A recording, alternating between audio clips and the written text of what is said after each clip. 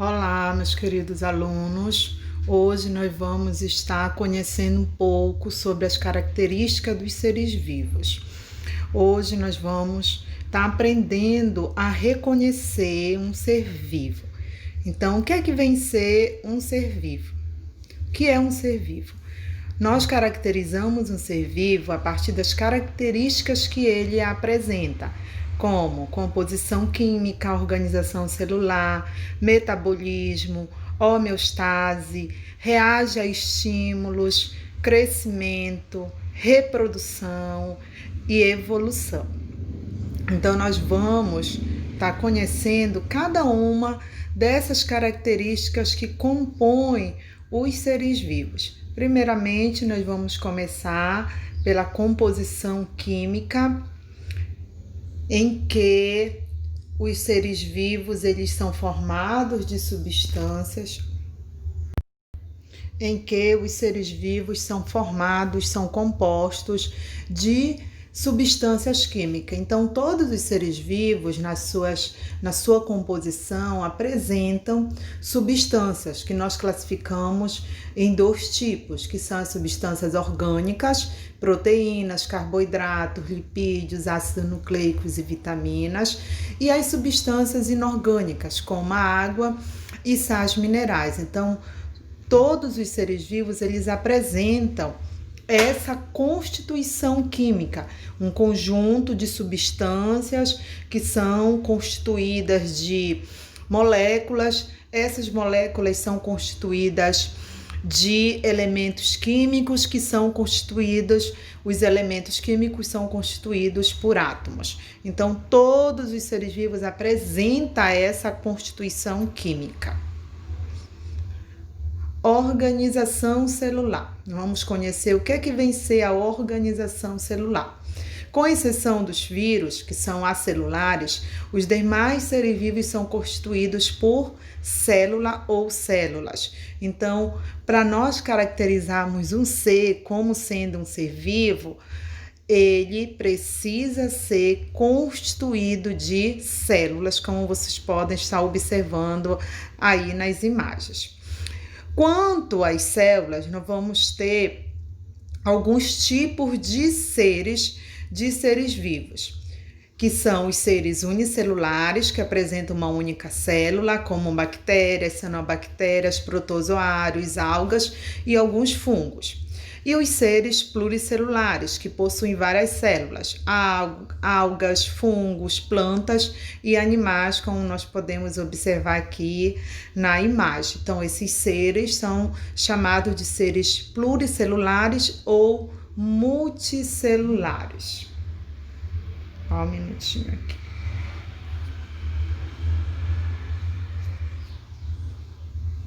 Então, esses seres são constituídos de várias células.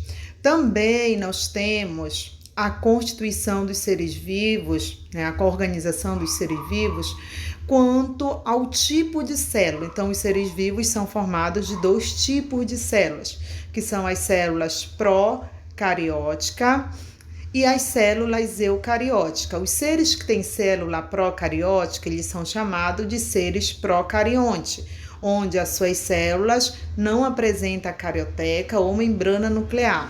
Exemplo, bactérias e cianobactérias, que vocês podem observar, o material genético está espalhado no citoplasma desses tipos de célula, chamada de célula procariótica. Os seres eucariontes, que apresentam célula eucariótica, em que essa célula vai apresentar a carioteca e o material genético vai estar organizado, separado do citoplasma, dentro de uma estrutura que nós chamamos de núcleo, onde vocês podem estar observando, aqui esse tipo de célula.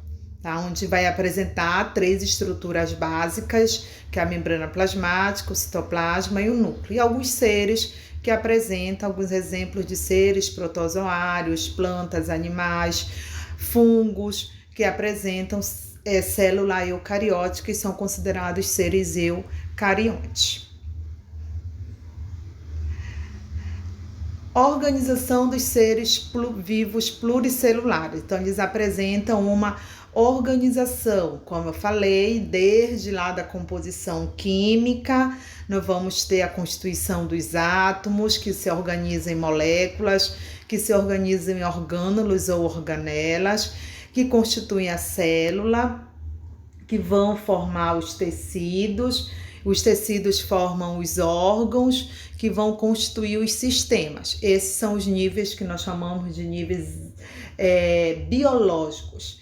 E os seres vivos não vivem sozinhos, eles precisam interagir com outros seres vivos. Então, esse organismo ele vai pertencer a uma população, a uma comunidade, a um ecossistema, e o conjunto de todos os ecossistemas nós chamamos de biosfera.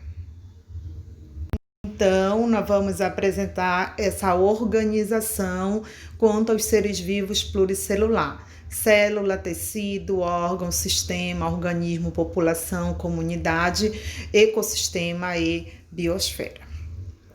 Metabolismo. Próxima característica dos seres vivos é o conjunto de reações químicas que ocorrem no organismo, e ela pode ser de dois tipos. Nós chamamos de catabolismo, as reações que provocam a quebra de substância, como exemplo a respiração aeróbica, a fermentação e a nossa digestão. E o anabolismo, que são reações que provocam a síntese de substâncias, ou seja, a produção de substância.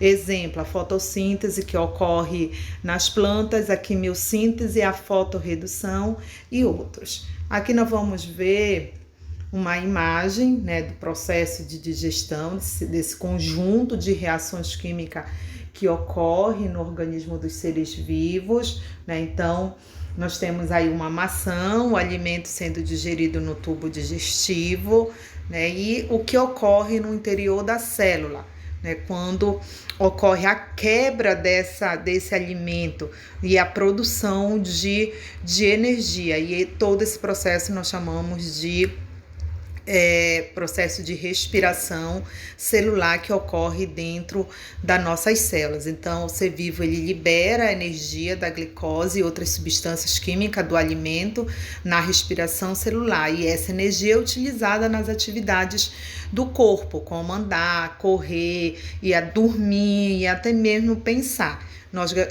São funções em que nós gastamos energia. E toda essa energia, ela vem principalmente dos alimentos que nós ingerimos. Então, quanto a esse metabolismo, os seres vivos apresentam dois tipos de nutrição. A autotrófica, por exemplo, a fotossíntese que ocorre nas plantas, a quimiossíntese, que também ocorre em alguns tipos de bactérias, as algas que realizam a fotossíntese, e temos os seres heterotróficos, que são seres que não produzem seu próprio alimento, eles participam de uma cadeia alimentar, onde vamos ter os animais herbívoros, carnívoros, onívoros, onde dentro dessa cadeia um ser vivo vai estar se alimentando do outro com o objetivo de adquirir essa energia para ele poder realizar todas as suas atividades diárias.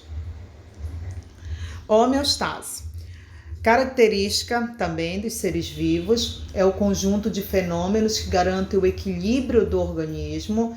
Por exemplo, o suor controlando a temperatura. Então, também a homeostase ela é uma característica geral de todos os seres vivos. Reprodução. Trata-se do processo pelo qual os seres vivos produzem descendentes para perpetuar a espécie, e essa reprodução ela pode ser assexuada ou sexuada. A reprodução assexuada ocorre com a participação de um único indivíduo, que ele pode originar outros seres vivos, e a reprodução sexuada ela ocorre com a presença de gametas, através do processo de fecundação das células dos gametas do espermatozoide e do óvulo, que se unem para produzir um novo ser vivo. Reação aos estímulos. São diversas as formas de o ser vivo responder a um estímulo. Por exemplo, correr, andar, paralisar, tremer e etc. Porém, sempre Porém, depende sempre da participação de um dos dois fenômenos a seguir. E aí nós temos que essa resposta, elas podem ser por irritabilidade ou por sensibilidade, tá? E, por exemplo, quando você toca, né, numa folha de uma plantinha e ela se fecha, né? O girassol que reage à luz do sol, ao lacrimejar, quando cai um cisco no seu olho, são alguns exemplos, né, de reações aos estímulos do ambiente. Então, os seres vivos, eles reagem à temperatura, né, reagem, são sensíveis, ou eles podem apresentar irritabilidade. Então, é uma característica que define esse ser como sendo um ser vivo. Evolução. A evolução é a capacidade que os seres vivos apresentam para sofrer transformações que lhes possibilitem adaptarem-se às modificações do ambiente. São necessários vários fenômenos para que ela aconteça, porém destacam-se dois: mutação e a seleção natural. O que vem ser a mutação? Trata-se de modificações no material genético na sequência de bases nitrogenadas. E a seleção natural é o papel que a natureza desempenha selecionando os organismos mais aptos em detrimento dos menos aptos. Então, a teoria da evolução, ela explica que os seres vivos possuem adaptações, ou seja, características que facilitam sua sobrevivência e reprodução no ambiente. Aqui nós temos alguns exemplos, né? Aqui a variedade de coelho que surgiu por mutação de um único tipo original, tá?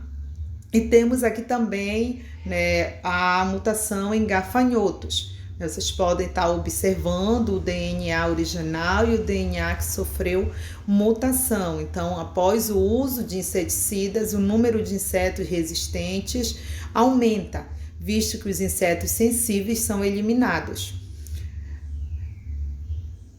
Então, né, o DNA, né, desses seres, ele sofreu mudança, ele sofreu alteração. E aqueles, né, gafanhotos sensíveis morreram, desapareceram, e através da mutação, esses seres resistentes aos inseticidas permaneceram na natureza.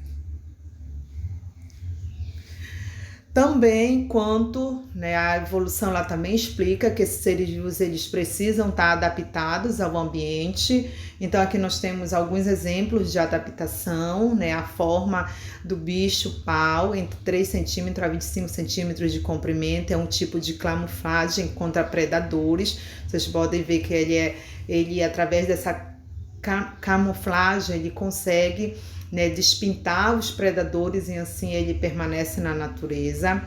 Os animais carnívoros que possuem dentes caninos bem desenvolvidos, com os quais perfuram a carne de suas presas. E as nadadeiras do golfinho, tá? Que facilitam o seu deslocamento no meio aquático. Então, essas características adquiridas permitiram com que esses seres vivos, eles conseguissem se adaptar ao meio, ao ambiente onde eles sobrevivem. Assim eles conseguem se reproduzir e se manter na natureza. Última característica dos seres vivos é o crescimento, né? Nos seres vivos ocorre por introcepção, por fenômenos que ocorrem dentro do corpo do indivíduo, de dentro para fora, através de 2 processos. Aumento do volume celular, que ocorre nos seres unicelulares e nos pluricelulares, e o aumento do número de células, que ocorre somente nos seres pluricelulares. Então, os seres, eles podem ocorrer o seu crescimento através do aumento do volume celular ou através da quantidade, do número de células presente no seu organismo. Um bom estudo, espero que vocês tenham entendido o nosso assunto de hoje, que são as características de um ser vivo. E a partir de agora nós já temos conhecimento para estar identificando o que é um ser vivo de um ser não vivo, de um ser bruto.